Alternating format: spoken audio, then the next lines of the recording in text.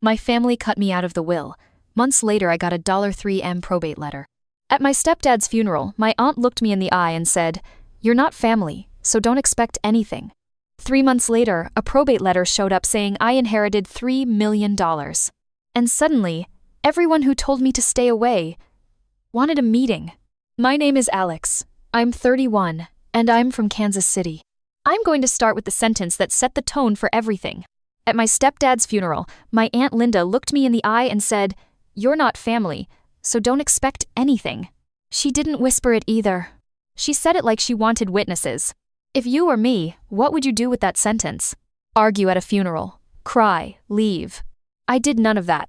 I nodded once and said, "Okay," because I knew something about Linda. She loves conflict when it makes her feel powerful, and she loves peace when it protects her story. Gary, my stepdad, came into my life when I was 9. My biological father wasn't in the picture much, and Gary had strong opinions about what real family meant. Sometimes Gary was kind in practical ways. He fixed the car, he paid bills, he showed up. But emotionally, he kept me at arm's length. He had his real family on one side, and then there was me, the kid who came with Renee. I lived with that for years, because you get used to whatever you grow up around. At the funeral, my mom was overwhelmed, fragile, and exhausted. I focused on her. I held her hand. I got her water. I drove her home after. And I didn't bring up Linda's comment because my mom was grieving and I didn't want to add gasoline. 2 days later, the will details came out. Not through a formal reading, like in movies. Through a phone call. My mom called me and said, "Gary left everything to his sister Linda and to Paige. Paige is Linda's daughter, my cousin." I wasn't surprised, exactly. But the way it happened hurt. I asked, "Did he leave anything for you?" My mom hesitated. "Some. Not much." I asked, "Did he leave anything for me?" Silence. Then my mom said, quietly, "No. If you've never been cut out of something like that, it's hard to explain how it feels. It's not just money. It's the final message. The final label. Not family." A week later, Linda texted me, "Please don't make this difficult for your mother. Gary's wishes are Gary's wishes." That text made me laugh once, without humor. Because I wasn't making anything difficult. I wasn't contesting. I wasn't posting online. I wasn't even asking questions. But Linda preemptively framed me as the threat anyway. I saved the text in a folder on my phone labeled family. Not receipts yet. Just family. Because I didn't know what I was collecting proof for, but I could feel I'd need it later. Life moved on in a quiet way. I went back to work. I helped my mom clean out Gary's closet. I listened while she reminisced about him, and I tried to stay kind. Then, 3 months later, a letter arrived that didn't match the story I'd been living. It was an official-looking envelope from a probate firm. My name on the front, full legal name, correct address. Inside was a document titled Notice of Beneficiary Interest. I sat at my kitchen table and read it twice before it made sense. It said I had been named as the primary beneficiary of an estate. Estimated value, $3 million. The deceased, Margaret Gallagher. Mrs. Gallagher. I hadn't spoken to Mrs. Gallagher's relatives ever because she didn't have much family left nearby. She was my neighbor growing up, the woman who gave me lemonade when I mowed lawns, the woman who paid me $20 to carry groceries even when I said I didn't need it. When I was 16, I used to shovel her walkway in winter. She'd stand behind the glass door, smiling, and wave like I was her own grandkid. In college, she sent me birthday cards with a crisp 50 and a note that said, "Use it for books, not nonsense." When I graduated, she clapped so hard at my little backyard celebration that I thought her hands would hurt. I had no idea she had that kind of money. I called the number on the letter. The probate assistant confirmed it calmly, like it was normal. "Yes, Mr. Miller, you are listed as beneficiary. You'll receive additional documentation. We advise you to retain counsel." I asked, "Is this real?" She said, "Yes." I sat back in my chair and stared at the wall. Because my brain did the first human thing it always does. It replayed Linda's sentence. "You're not family." Then, my phone buzzed. A message from Linda. "I heard about Margaret. Call me." My stomach dropped. Because I hadn't told anyone yet, which meant the probate firm had notified someone else or someone was watching. Or my family had ways of getting information I didn't. I didn't respond immediately. I opened a new folder on my phone. Receipts. And I saved the probate letter. I didn't reply to Paige's text. I just sat there thinking about how fast the story changed. 3 months earlier, I was not family and not worth a chair at the emotional table. Now, I had money attached to my name and they wanted a meeting. If you're listening and thinking, don't meet them, I understand. But I've learned something about people like Linda. If you don't show up, they tell the story without you. So I called a lawyer first. Miss Carter came recommended by a coworker who'd been through probate issues. She didn't sound dramatic. She sounded practical. I told her the situation. She asked, "Did you sign anything? Did you agree to share anything?" "No," I said.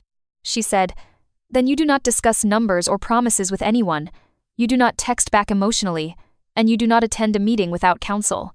People get manipulated into signing or agreeing verbally." I asked, "Can they take it?" She said, "They can try to contest the will. They can claim undue influence. They can claim you were pressuring the decedent, but contesting requires evidence. Your job is to protect the record." Protect the record. That phrase turned me into a different person overnight. I went back through my phone and searched for Margaret. I found every text. Most were simple. "Can you help me with a lamp? Happy birthday, Alex. Proud of you." I found a voicemail from 2 years earlier where she said, "If you ever feel alone, come sit on my porch. I don't like seeing good kids treated like extras." I saved it. Receipts. Then I thought about the last year of her life. Mrs. Gallagher had slowed down. I'd started checking in more. Not because I wanted anything. Because I couldn't ignore an elderly neighbor who had been kind to me since I was a kid. Sometimes I'd bring her groceries. Sometimes I'd set up her TV remote again, because it always confused her. Sometimes I'd just sit and listen to her talk about her garden like it was a major world event. And she'd always say the same thing, smiling. "Alex, you're steady. Steady people are rare." That compliment used to make me feel proud. After Gary died and I got cut out, it made me feel something else. Sad. Now, the day after I got the probate letter, I went to my mom's house. Not to tell her about the money first. To see her face when I asked one question. "Mom," I said, "did you know Mrs. Gallagher died?" My mom's eyes filled. "Yes, it's sad." I asked, "Did Linda mention anything about me?" My mom hesitated. Then she said, quietly, "Linda said you were going to cause trouble for the estate." I nodded slowly. There it was. The pre-sale of the villain narrative. I sat down and said, "Calm, Mom. I'm inheriting her estate." My mom blinked. "What?" I showed her the letter, not the amount, just the beneficiary notice. My mom's mouth opened. Then she whispered, "Why?" That question didn't mean why did Margaret choose me. It meant why did I deserve something. I said, because she wanted to. My mom's eyes filled with complicated tears, and then she said, "Linda is going to lose it."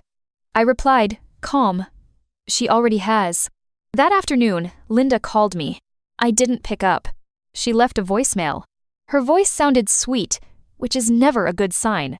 "Alex, honey, I'm so sorry about Margaret. This is a big responsibility. We should sit down and do what's fair." Fair. That word is a weapon in families like mine. Fair always means, give us a piece. I didn't call back. I texted one line. "Please email my attorney for any estate questions." Linda replied immediately. "Oh, come on. You're really doing lawyers, after all we've been through." We've. She had never said we to me before. I saved the message. Paige was next. She texted, "Grandma Margaret would want us to be a family." Mrs. Gallagher wasn't her grandma, but Paige was good at language, good at turning claims into feelings. Then Paige added, "Also, you know Mom is struggling since Uncle Gary died. You owe her." Uncle Gary. She had never called him that when I was alive in the family. I didn't reply. Instead, I opened the probate firm emails and read the next attachment. It was a letter from Mrs. Gallagher's attorney, signed and dated months before her death. It stated that the will was executed with witnesses under counsel and that she affirmed capacity. It also stated that she had independent reasons for her choices. Independent reasons. That phrase mattered. Then a second email came in. "Please be aware, other parties may contest. Do not discuss the estate publicly." I forwarded it to Miss Carter. She replied, "Good. Keep quiet. Let them make the first mistake." That night my phone buzzed again. A group chat appeared, created by Linda. Name, family meeting. I wasn't included for years in anything called family. Now I was included, and the topic was money. Linda wrote in the chat, "We will meet Sunday. Alex will do the right thing." Paige added, "He has to, it's what Margaret would want." Then my mom wrote, "Please be kind." I stared at that chat and felt something cold and calm. Because kindness was always demanded from me, never from them. If you were me, what would you do? Because the simplest answer is block them and disappear. But I knew a better answer. I replied in the group chat, one sentence, calm. Any communication about the estate goes through my attorney. Then I left the group chat. 10 minutes later, Linda called my mom, and my mom called me, voice shaking. "She says you're greedy," Mom said. "She says you're going to embarrass the family." I replied, "Calm, Mom, I was embarrassed at the funeral. Nobody cared." My mom went quiet. Then she said, "What do you want?" I said, "Peace and boundaries." My mom whispered, "They won't allow that." I replied, "Then they won't have access." 2 days later, Paige sent me a screenshot that she thought would scare me. It was a message from Linda to Mr. Doyle, a family attorney. "Prepare to contest. He's not family. He manipulated her." I stared at it. Not because it scared me, because it confirmed the next chapter. They were going to contest the will. When Miss Carter told me my mom was included, my chest tightened in a slow, heavy way. Because I wasn't just fighting Linda. I was fighting the family gravity that pulls everyone back into the easiest story. I called my mom. She answered immediately, voice small. "Alex." I said, calm. "Did you sign something?" My mom started crying. Linda said it was just paperwork. Paperwork. That word is how people sneak past consent. I kept my voice low. "Mom, what did you sign?" My mom sniffed. "It said Margaret wasn't stable. It said you were influencing her." Influencing her? I closed my eyes. Because the truth was the opposite. Margaret had been one of the few adults in my life who never wanted anything from me. She just wanted me to be okay. I said calm, "Mom, you've met Margaret. You know she wasn't easily influenced." My mom whispered, "I know. I'm sorry." I panicked. Panic makes people do ugly things. But panic doesn't erase impact. I told her, "I need you to tell Miss Carter the truth. In writing." My mom said, "Linda will hate me." I replied, "Linda already used you." My mom went quiet. Then she said, "Okay." That night, Linda sent me a new message. Not sweet. Sharp. "You are stealing from this family. You're not blood. You know it. Do the right thing." Do the right thing. I didn't respond. I saved it. Receipts. Then Paige posted something vague online about grifters and people who attach themselves to elderly people. No names. But the timing was obvious. I didn't comment. I didn't fight online. I asked Miss Carter what to do. She said, "Stay boring." Court loves boring. So I became boring. I kept working. I went to the gym. I paid my rent. I did not spend $1 of money I hadn't received yet. That mattered. Because one of the things will contestants love to do is paint you as reckless. Linda's claim was that I had manipulated an elderly neighbor to get her money. Miss Carter said, "We counter with structure. How did you know Margaret? What did you do for her? Was she independent? Did she have counsel? Were there witnesses?" We built a timeline. How long I knew Margaret. Text messages showing she initiated contact, not me. Receipts from grocery trips that were small and normal.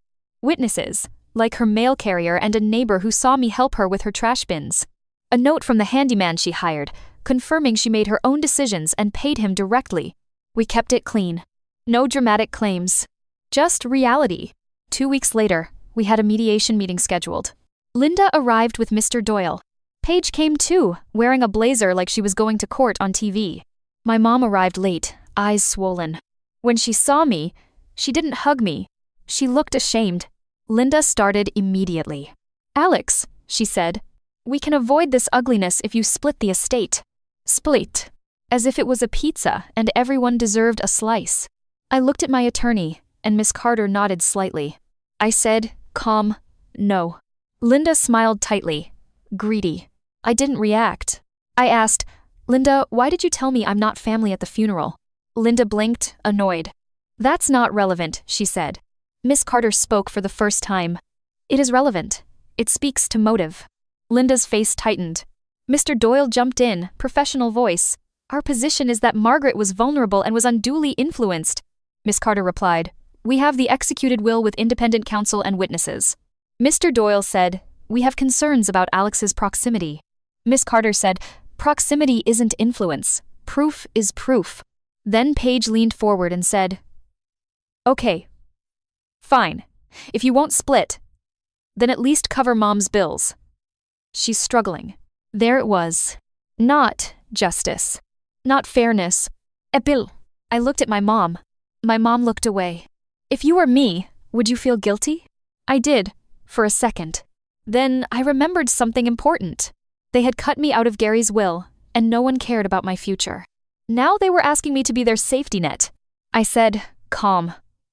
Mom's bills can be discussed separately after this contest is dropped. Linda laughed.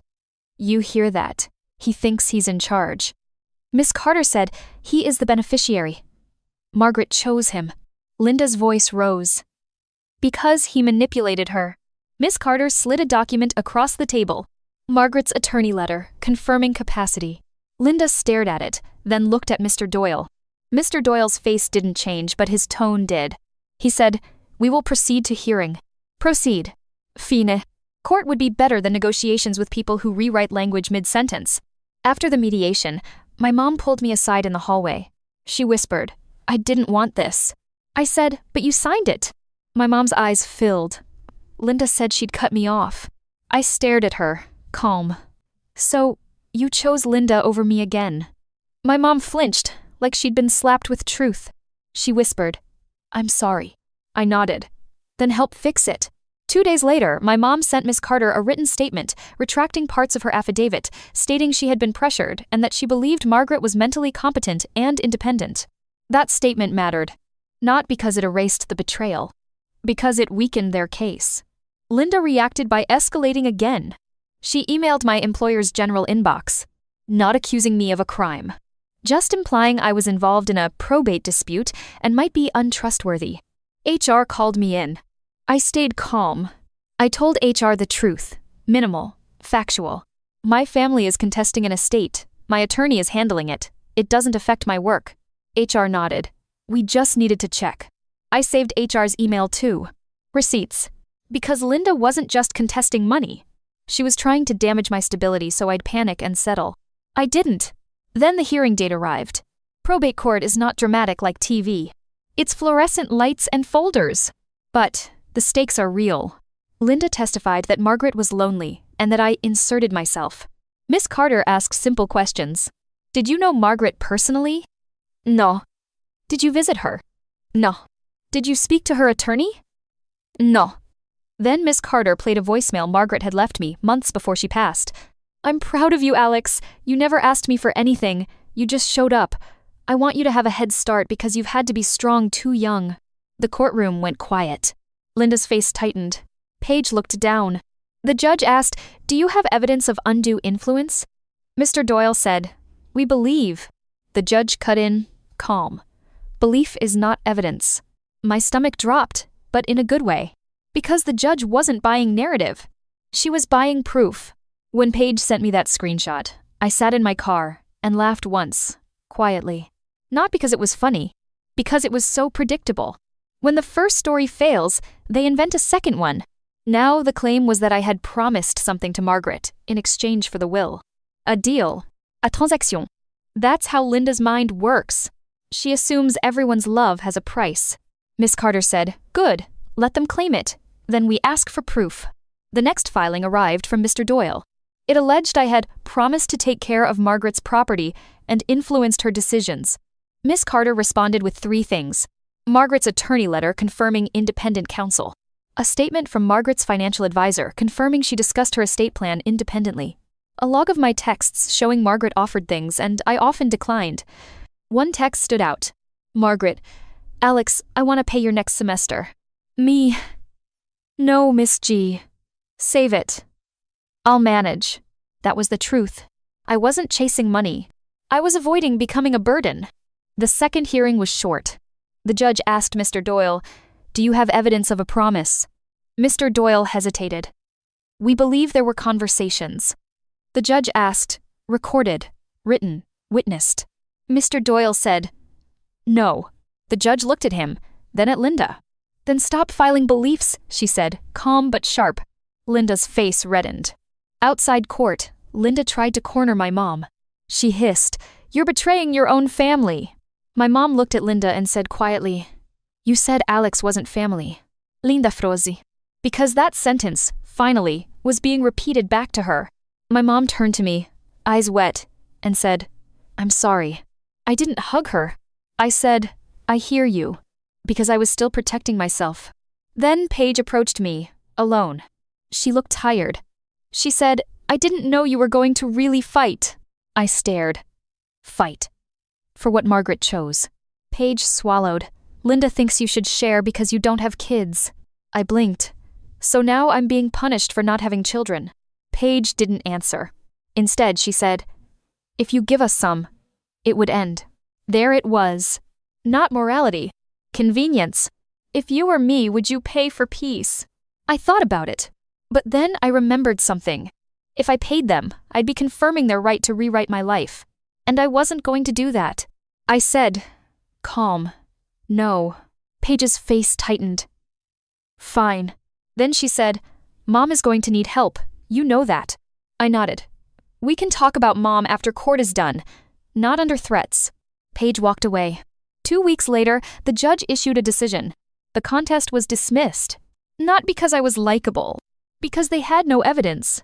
The judge also warned them about continuing to file baseless claims. I didn't celebrate in the courthouse. I walked out, got in my car, and sat quietly for a minute. Because I felt grief, not victory. Grief for the years I tried to be enough for a family that always needed a scapegoat. Then my phone buzzed. Linda texted me. "Congratulations, you ruined your mother." I stared at it. I didn't reply. Then she sent another. "You think Margaret loved you. She used you." That message made my hands shake, but I didn't answer. Because the last thing Linda wanted was silence. Silence means she can't steer the conversation. Instead, I forwarded Linda's text to Miss Carter and asked one question. "Do I need a no-contact letter?" Miss Carter said, "If she continues, yes."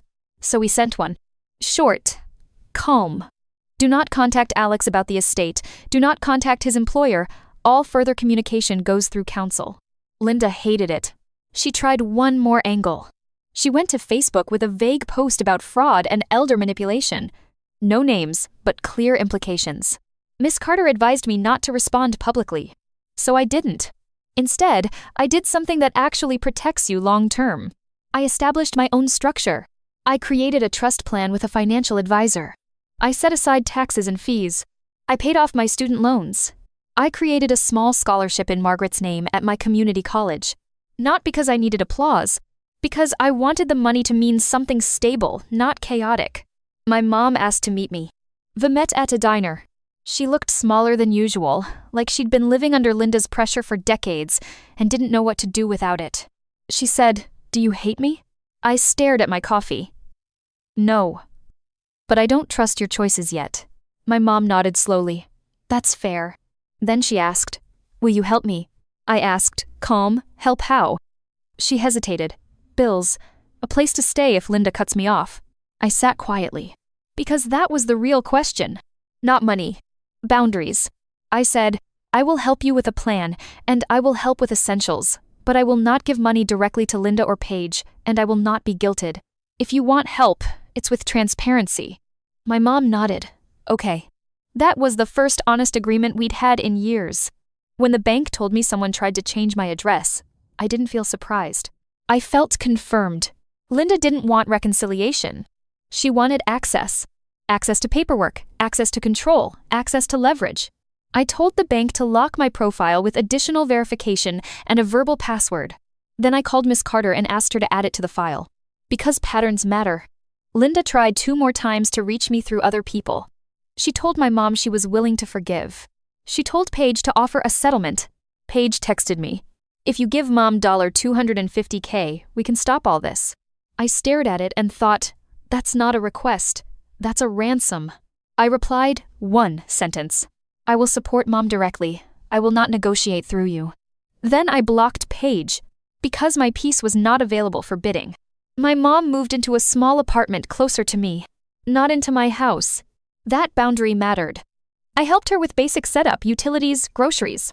I didn't hand her a large check. I used a simple system. I paid bills directly. I kept records. I kept it clean. My mom cried once and said, "You're treating me like a child." I replied, calm, "No, I'm treating money like something that needs structure." Because it does. I also learned something unexpected.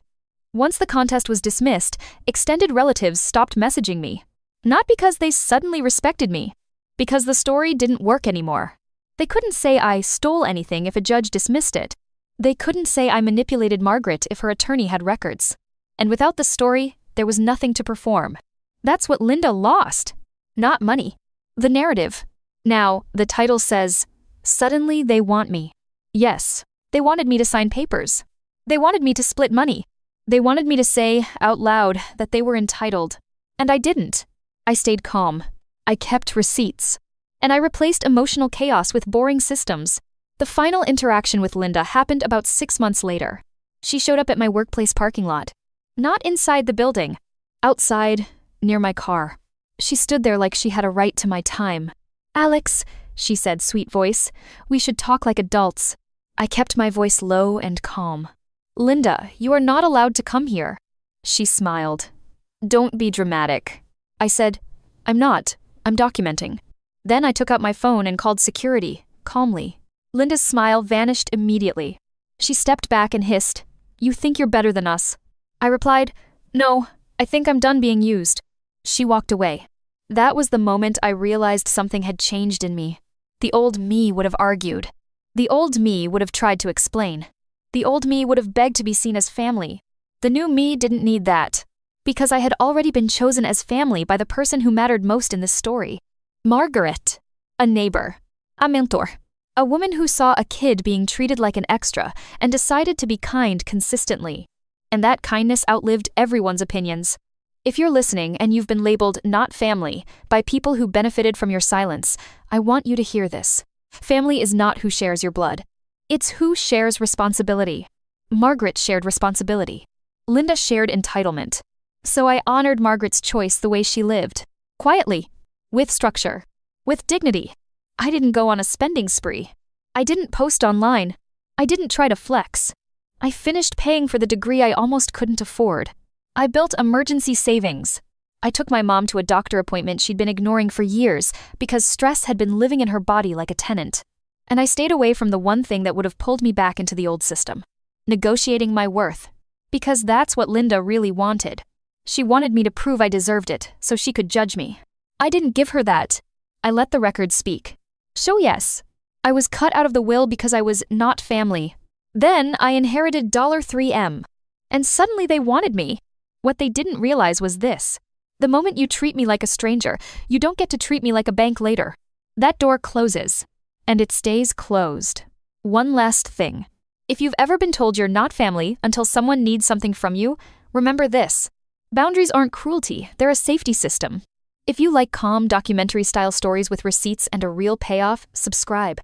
I post long-form stories like this regularly, and the next one starts with a simple phone call that turns into a paper trail.